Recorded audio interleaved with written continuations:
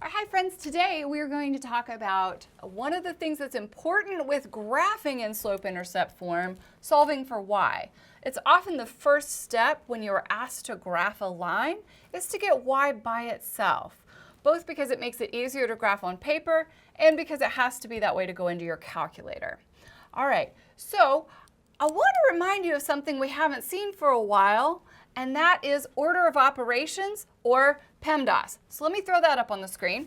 All right, so remember order of operations, we used PEMDAS, and we said this was parentheses, exponents, multiplication and division from left to right, and addition and subtraction from left to right. When we are solving for y, solving for any variable, we want to think about this as doing PEMDAS backwards, meaning that first I'm going to deal with any addition or subtraction, and then after that I'm going to deal with multiplication and division. So let me show you what I mean. If I have something like 2x plus 3y equals 4, and I want to solve for y.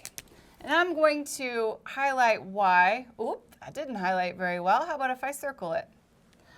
If I want to solve for this y, I need to get it all the way by itself on one side of the equation. That's always the goal, is to get the y by itself. All right? Now, thinking through our reverse PEMDAS here, the first thing I need to do is subtract off everything that's not a y or attached to a y. So I want to add or subtract to move this 2x over to the other side. So since it's positive, I will subtract 2x from both sides. Got to be both sides, can't just do one. So on the left-hand side, 2x minus 2x, as we know, is now 0. And I'll be left with 3y is equal to 4 minus 2x. Now remember, 4 and 2x are not like terms, so they can't be combined. So we just leave it as 4 minus 2x. Might look a little weird, but that's okay. All right? Now, I have 3y on one side. I want y by itself, so we're going to move up to step 2, which says use multiplication or division to get y by itself. Well, to undo multiply by 3, I'm going to divide by 3 on both sides again. So 3y over 3 is just going to give me y. Now on the right-hand side, I have 4 minus 2x over 3. Both of those things are divided by 3. So let's write it that way. This is 4 over 3 minus 2x over 3. Well, that looks just a little bit strange. I'm going to write it one more time and make one small change. I'm going to write it as 4/3 minus 2/3 x. Now, we have this in slope-intercept form at this point, and that is when we have y equals some coefficient on x plus a constant. And this is a very useful form to be able to graph. In the next video, we're going to talk about using this form to graph. So I'm going to leave it right here now. Just going to leave that idea of slope-intercept form with you, and we'll come back to it in the next video.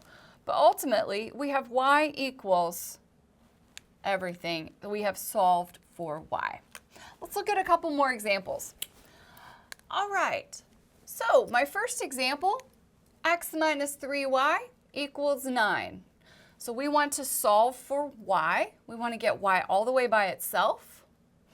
All right, so first we'll use addition and subtraction to take away everything from the y to try to get the y part, this negative 3y, by itself.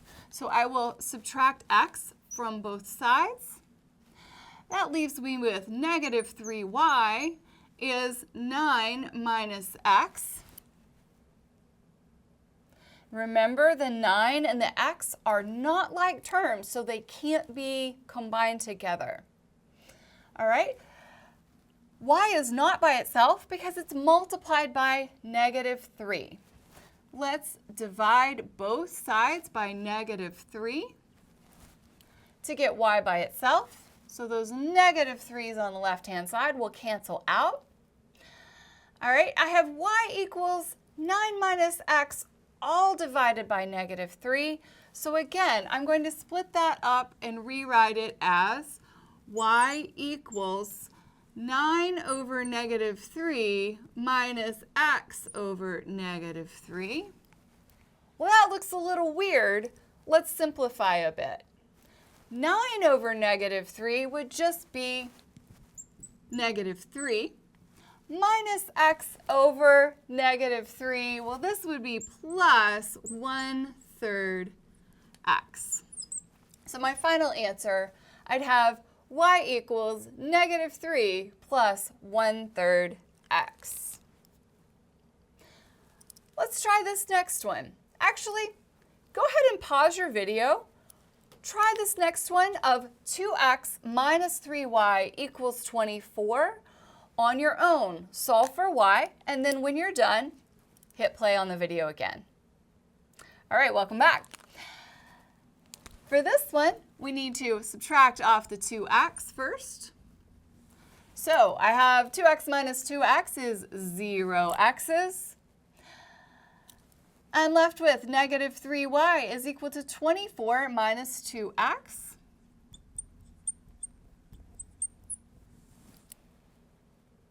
The next step would be divide by -3 so that I have y by itself. So y is equal to 24 over -3 minus 2x over -3. Well, 24 over -3 is just another way to say -8. And -2x over -3, we would rewrite as plus 2/3 x. All right, my last example, I threw some parentheses at you, made it a little bit more difficult. So let's talk about what we do then. So the first thing I want to do is distribute, let me read the problem first.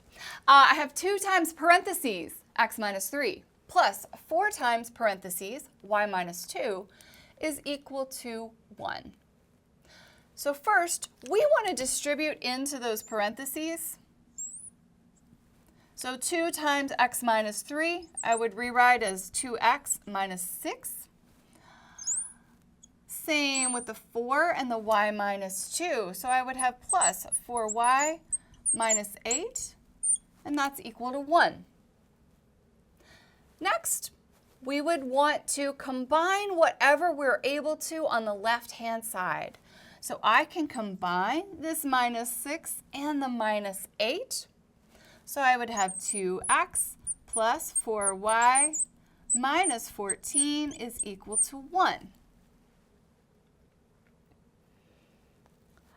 All right, remember we want y by itself, so we want to add or subtract any of the terms that don't have a y so that they end up on the other side of the equal sign. So the first thing I'm going to do is I'm going to add 14 to both sides to move that minus 14 to the opposite side. So I'll be left with 2x plus 4y is equal to 15. Now it looks like a problem we've done before. All right, so let's subtract off 2x from both sides to move that x term to the left-hand side. That's not 14, that's just a 4. All right, so 4y is equal to, I'm going to write this as -2x plus 15. Remember that we can write addition in either order. We just want to make sure that the negative stays with the number it's attached to. I could also have written it as 15 minus 2x. Both are okay. All right, so I have 4y equals negative 2x plus 15. I'm going to divide through by 4 to get y by itself. Now, this time, instead of writing it as negative 2x plus 15 all divided by 4, I'm going to write it as negative 2x over 4 plus 15 over 4. I did that because that's where we're going next. And so I just skipped a step here. And I would encourage you to do the same. Every term is getting divided by 4 on that right-hand side. All right, so let's write down y is equal to negative 2x over 4 is the same as negative 1/2 x, since 2/4 is the same as 1/2. And then plus 15 over 4, which is not a pretty number, but that's okay. It's just a fraction. We could rewrite it as 4 3/4 if we wanted to, or if we were graphing. But for now, we can leave it as 15 over 4.